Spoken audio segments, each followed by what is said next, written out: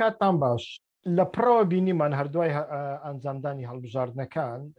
و دوای ئەوەی پارتی لەوە دڵنیا بوو کە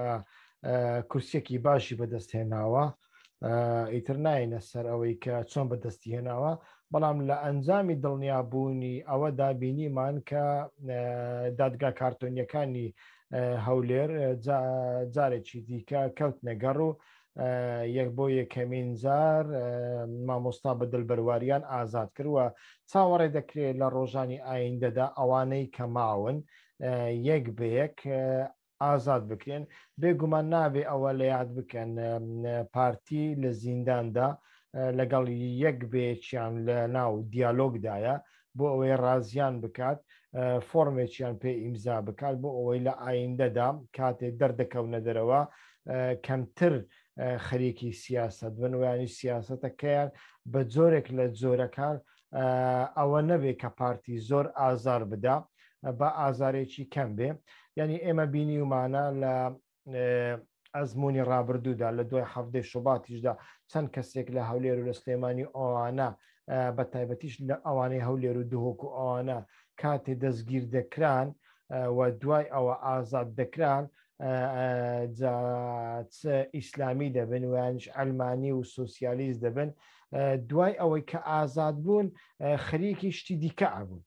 بۆ نمونە کەسەکە سۆسیالیستە یانیش بڵین لە ناو کەوانەدا ئەلمانیا سیکولارە ئیتر لەوەتەی لەو حەبسە بەر بۆ هەتاوەکو ئێستا شەو ڕۆژ لە جوێندان بە محەممەد و عەلی و حەسەن و حوسێن و عایشە و قورعان و ئیسلام و مزگەوت زیاتر شتێکیکەی نییە. یعنی وەکو بڵێ هەموو کێشەکانی ئەو دنیاەدا قورعان و محەممەد و خەدیجە و حەسەن و حوسێن و عایشەن و تەماشا دەکەین لە لای کۆمەڵێک کەسی سەلەفیش هەنا بە هەمان شێوە لە هەولێر کاتی خۆی خۆ پیشاندانێکیان کردو چاڵا چێکیان کردووە لە دژی پارتی دوای ئەوەی دەستگی کراون و ئازاد کراون. ئەم جارە ئەوانیش بە هەمان شێوە، یعنی لە سحر و جوێندان بە زانست و جوێندان بە خەڵکانێک بە جۆرێک لە جۆرەکان دەیانەوێ جیاوازتر بژین لەوان زیاتر شتێکیان نییە، وەکو بڵێ کێشەی هەموو دنیای لە دوو قوتی بیرە کۆکرابێتەوە. ینی پارتی پێم وایە لە دوایین قۆناغدا ئەو هەوڵەش ئەدا، بەڵام ئێمە لەو بوارێدا بەشێکی زۆر لە گیراوانی بادینانمان بینیون پێشتر لەو تێستەدا تێپەڕکراون، پێمان وایە ئەمجارەش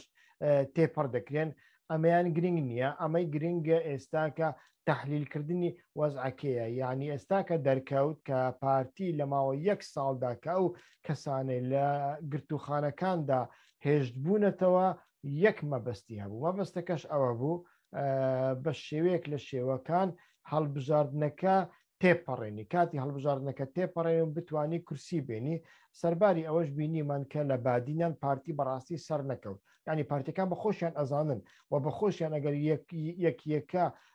لەگەڵ یاندانیشی لە چیاخانێک چایچیان لەگەڵ خۆیەوە دان بەوەدانێن کە ئەوان لە هەڵبژاردنەکاندا بە تایبەتی لە بادیناندا شکستی گەوریان هێناوە، دەنگەکانیان کەم کردوونە و زۆربەی بەرپرسیارانی پارتی ڕوبڕووی لێپێچینەوەش بوونە. بەڵام هەروەکو پێشتر نەک بەتەنیا من چەندین کەسی دیکە باسییان لەوە کردووە کە ڕەوشی سیاسی و سیاسەتی نێودەوڵەتی زیاتر لە بەرژەوەندی پارتیدایە. سیاسەتی نێودەوڵەتی سەرەتا دەیهەوێت لە ناوچەکەدا ئێران ئابلۆقە بدا، یعنی هەم لە عێراق هەم لە کەندا و هەم لە سووریا و هەتاوەکو دەگاتە ئەزەربایجانیش کە ئێستا دەبینین کەشمەکەشی زۆر لە نێوان ئەزەربایجان و ئێراندا هەن، دەیانەوێت لە هەموو لایەکەوە بە تورکیاشەوە دەیانەوێت ئێران ئابلۆقە بدەن، ئێران لە عێراق داببڕن، ئێران لە سووریا داببڕن بۆ ئەوە یارمەتی ئەو لایەنانە ئەدەن کە ئەکرێ ڕۆژێک لە ڕۆژان بە پێچەوانەی سیاسەتی ئێران بەکار بهێنرێن. یەک لەوانش پارتی دیموکراتی کوردستانە. ئێمە بینیمان لە هەموو ئەو کارە نادیموکراتی و نایاسایی و نادات پەروەریانەی پارتی دیموکراتی کوردستان ئەنجام ئەدا تاوەکو دەگاتە حیلەکردن لە هەڵبژاردنەکاندا وڵاتانی خۆرئاوا چاوی لێ دەپۆشن بە تایبەتی یەکێتی ئەوروپا یعنی بەتەنیا شتەکە بەتەنیا بە یەک لێدوان تەواوی دەکەن سنتەری ڕۆژنامە نووسانی جیهان لێدوانێک ئەدا ڕێکخراوی مافی مرۆڤ ئەمنستی ئینتەرناشنال لێدوانێک ئەدا هیومەن رایتس وۆچ لێدوانێک ئەدا کۆنسۆلۆسەکانی وڵاتانی بریتانیا و فەڕەنسا و ئەمریکا و ئەڵمانیاش بەتەنیا لێدوان ئەدەن یعنی لە لێدوان زیاتر مەسەلەکە تێپەڕ نابێ و حکوومەتی ناوەندی عراقیش کازمیش بە هەمان شێوە لێدوان ئەدا و ئەمانە هەموو بۆ ئەوە بوون تاوەکو ڕێگا لە پێش پارتی خۆش بکەن هەت تاوەکو بۆی دەکرێت دەنگبێنی ئەوەندەی بۆی نەکرا بتوانن لە ڕێگای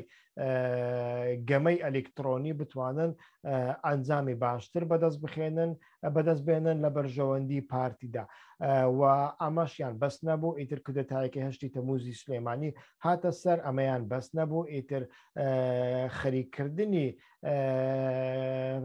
پەکەکە لە بادینان ویانیش لە ژێرناوی شەڕی پەکەکە لە بادینان و هەڵگیرساندنی جم و جۆڵ و ئیتر ئاتمۆسفێر کەش و هەوایەکی سەربازی توانیان ئیتر دەسەڵاتی دیکتاتۆری پارتی دیموکراتی کوردستان بسەپێنن لەو حاڵەتەدا چی دەکرێت لەو حاڵەتەدا دەبواە هەروەکو ئێمە پێشتر باسمان کرد دەبێ مرۆڤ بتوانێت بەڕاستی لە بەغدا کارەکانی چڕکاتەوە ینی ئەمەی لە کوردستان ئەکرێ بەتەنیا ئەتۆ لە کوردستان ناتوانێت ئەو گەمەیە پێچەوانە بکەوە دەبێ لە بەغدا ئەو گەمە پێچەوانە بکەوە بۆ ئەوەی لە بەغدا تۆ ئەو گەمەیە پێچەوانە بکەوە دەبێ کۆمەڵێک کارت و کۆمەڵێک گەمە هەن کە پارتی ئێمەی 100 ساڵە 80 ساڵە ڕەهین گرتووەیەک لەوانە گەمەی